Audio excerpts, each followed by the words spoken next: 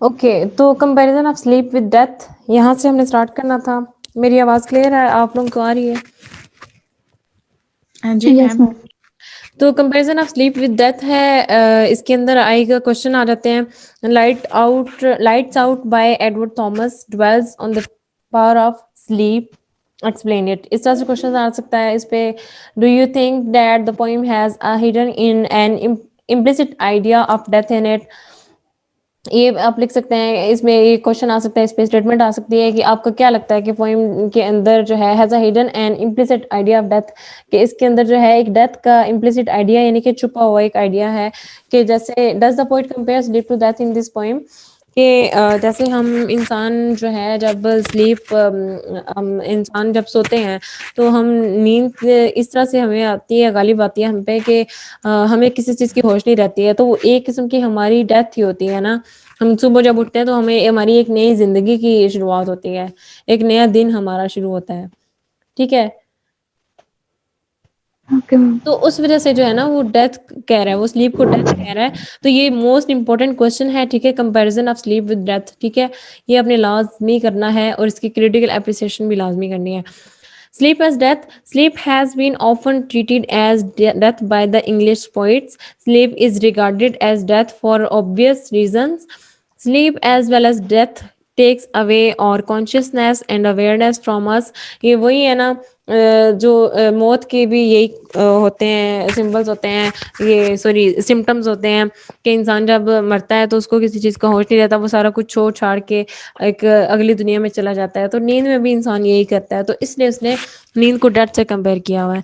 In this poem the poet compares sleep to a deep forest where everything is lost. अब deep forest क्यों कहा है उसने death को? Death is also a deep forest where man loses its worldly pursuits and desires and ambitions.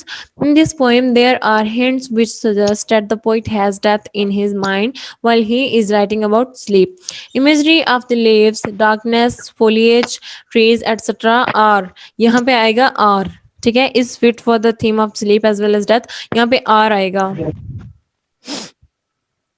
are है आपका या is है? है मैम। इज है, आर लिखे हैं यहाँ पे ना, आर आएगा क्योंकि वो ज्यादा चीजों के बारे में बात कर रहा है, ठीक है? Yes ma'am.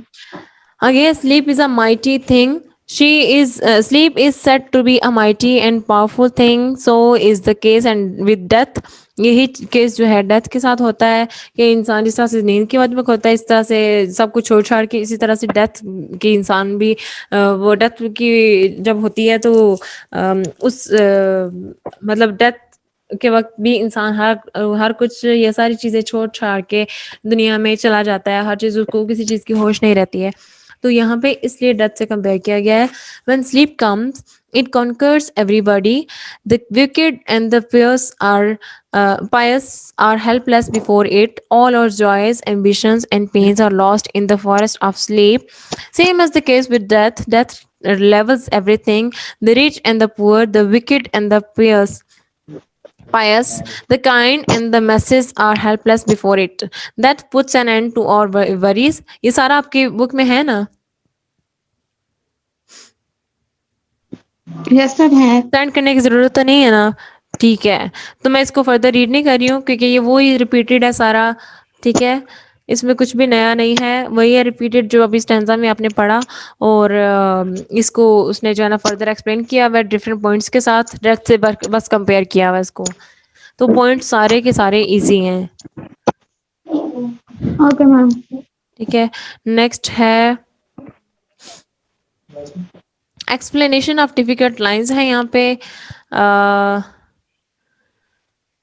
What does the poet mean by coming to the borders of sleep? Yes? एक और क्वेश्चन हमारे पास दिया हुआ है। कौन सा? Summary of daily pursuits of life. अच्छा, तो वो भी कर लें आप, वो भी अच्छा है, ठीक है। मतलब डेली परसुइट्स ऑफ लाइफ, उसने डेली परसुइट्स के बारे में क्या बात की है, ठीक है, सही है। अगर आपकी बुक में दिया हो तो आप उसका लाजमी प्रिपेयर करना। Okay, ma'am. ठीक है, वो भी इम्पोर्टेंट है, उस पे भी आ सकता है कि मतलब फलां-फलां पोएम के अंदर डेली परसूट्स के बारे में क्या बात की है एडवर्ड थॉमस ने, तो आप उस पे एक्सप्लेन कर सकते हो, वो लिख सकते हो सारे points. Okay, ma'am. Explanation of difficult lines है, अब वो कह रहा है कि ये जो स्टैंजा आपने पढ़ा उसमें ये लाइन आ रही थी, coming to the borders of sleep, ये आपने स्टैंजा में पढ़ा है ना अभी, ठीक है? ये हमारा नहीं है मैम, हमारे पास। नहीं है? चलिए मैं ना इसकी पिक्चर आपको सेंड कर दूँगी, ठीक है? एक क्रिटिकल एप्रिसिएशन हो गया और एक्सप्लेनेशन ऑफ डिफिकल्ट लाइंस, ये मैंने आपको सेंड करनी है। तो इसमें इसने ना ये जो लाइन है ना फिलहाल आप देख लो ना, बाद में आप फिर वो मैं आपको पिक्चर सेंड करूँगी तो आपको समझ आ जाएगी। इसमें ना उसने Okay, ये ma'am. Coming to the borders of sleep, ये आपने देखा होगा पीछे अभी स्टैंजा जब हमने रीड आउट किया उसमें आ रहा था, ठीक है? तो उसने कहा कि इस लाइन को आप कैसे एक्सप्लेन करेंगे? तो इस लाइन को उसने एक्सप्लेन किया है कि बॉर्डर्स ऑफ स्लीप का क्या मतलब है? The poet describes the arrival of sleep in this poem. The sleep is a mighty and forceful thing. Nobody can resist its influence. उसने बॉर्डर्स क्यों कहा है स्लीप को, ये सारा आप इसमें एक्सप्लेन करेंगे। वही सारी एक्सप्लेनेशन, वही सारी चीज़ें और पॉइंट्स हैं कि इंसान जो है थक हार के सो जाता है, नींद की वादी में खो जाता है, एक जंगल से कंपेयर किया गया है, नींद के आगे इंसान की कोई नहीं चलती है, कोई बुक्स या किसी के फेस उसको याद नहीं रहते और इसने इसको डेथ से कंपेयर किया गया है। तो ये सारा आप इसमें जो है ना लिखेंगे, ठीक है? Okay, ma'am. रिपीटेड है, पॉइंट सारे के सारे रिपीटेड हैं, नया कुछ नहीं है इसमें, बस आपने वो याद रखने हैं ये पॉइंट्स लाजमी। फिर आ गया comment on the title of the poem rights out, do you think it is a suitable title?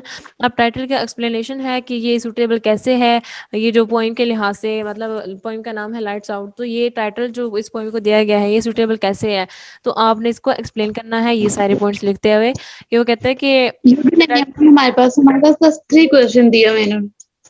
3 questions दिए हुए हैं, ये भी मैं आपको सेंड कर दूँगी। इसको एक दफ़ा देख लेना कि आखिर अगर ये क्वेश्चन आ जाए तो आप इसमें क्या लिखेंगे, ठीक है? Okay, ma'am. तो इसमें उसने जो है ना वही सारा लिखा हुआ है स्लीप के बारे में, डेस्पेयर, एंगर, सूनर और लेटर, वही सारी चीज़ें हैं। बुक्स का, फ्रेंड्स का, रिलेटिव्स का, वो सारा लिखा हुआ है कि मतलब इस वज़ह से जो है ना उसने स्लीप के बारे में लिखा हुआ है, तो उसने उसको लाइट्स आउट से कि हर चीज़ जब बत्तियाँ बुझ जाती हैं तो इंसान सो जाता है और ये वो इससे कंपेयर करके लिखा हुआ है। तो टाइटल में भी वही सारी एक्सप्लेनेशन है। बस आपको एक अवेयरनेस होनी चाहिए कि इस तरह का कोई क्वेश्चन आ भी जाए तो आपको अवेयर हो, इससे अवेयरनेस हो, आप इज़िली इसको अटेम्प्ट कर सकें। ठीक है? Okay, ma'am. Summary of daily pursuits of life, okay, ये आपका क्वेश्चन है, ये आप कह रही हो, है ना? Yes, ma'am. ठीक है। Sleep is a gift of God, जिसमें आ जाएगा कि इंसान के लिए अल्लाह की तरफ से जो है ये गॉड की तरफ से एक गिफ्ट है, इसमें ये सारी उसने लिखी हुई है। ठीक है, ये सारा क्वेश्चन आप प्रिपेयर करेंगे। Critical appreciation, comparison Yes. Of sleep with death, ये वाला और ये डेली परसूट्स वाला आपने, और समरी, ये चारों क्वेश्चन आपने लाजमी करने हैं और टाइटल वाला एक दफ़ा देख लेना है। Okay, ma'am. ठीक है, ये चारों क्वेश्चन जो है ना इम्पोर्टेंट है। Sleep makes an end of और एम्बिशंस, ठीक है, ये हेडिंग्स भी ठीक लिखी हुई हैं उसने इसमें। तो ये यहाँ पे एंडोर है क्वेश्चन। तो आपको क्रिटिकल एप्रिसिएशन की भी नहीं है आपके पास और कंपैरिजन ऑफ स्लीप नहीं है, है ना question? Yes, ma'am. Comparison No, of ma'am, comparison वाला है। कंपैरिजन वाला है, कौन सा नहीं था फिर? डेथ है। क्रिटिकली हाँ, क्रिटिकल एप्रिसिएशन नहीं है। समरी है?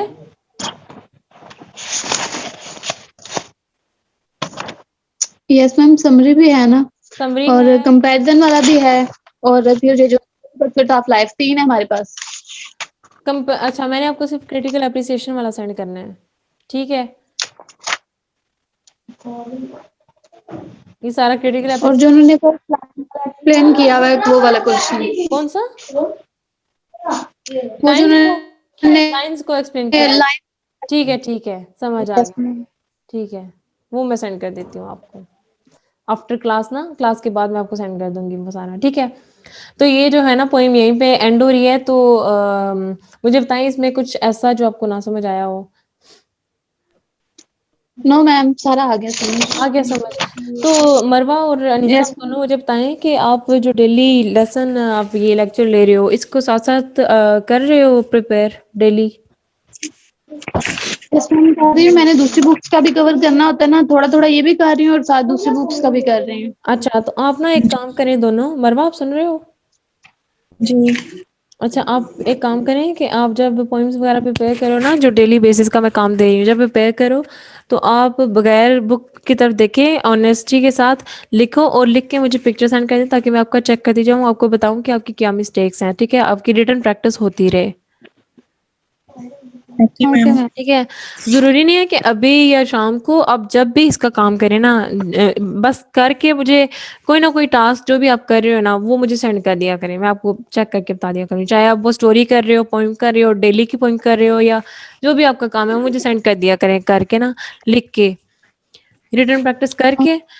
तो ये नहीं सोचना कि गलत होगा या ये वो, मार्किंग, इसकी कोई मार्किंग नहीं है, ये सिर्फ आपकी रिटन प्रैक्टिस के लिए है और आपकी गाइडेंस के लिए है, कि आपको पता चल जाए कि आप क्या लिख रहे हो, जो लिख रहे हो वो सही होगा या नहीं होगा, और पेपर में इसकी चेकिंग कैसे होगी, आपको थोड़ा बहुत आइडिया होता जाएगा इसका, ठीक है? Yes ma'am. तो ये रिटन प्रैक्टिस जो है ना अपनी जारी रखें, और जो जो काम करते हैं ना, चाहे एक टॉपिक या एक पैराग्राफ जो भी आप प्रिपेयर कर रहे हो, आप समझते हो कि इतनी मैंने किया है, तो वो लिख के मुझे पिक्चर बना के सेंड कर दें, ठीक है? Okay ma'am. Okay, next point हमने कौन सी करनी थी आफ्टर एप्पल पिकिंग?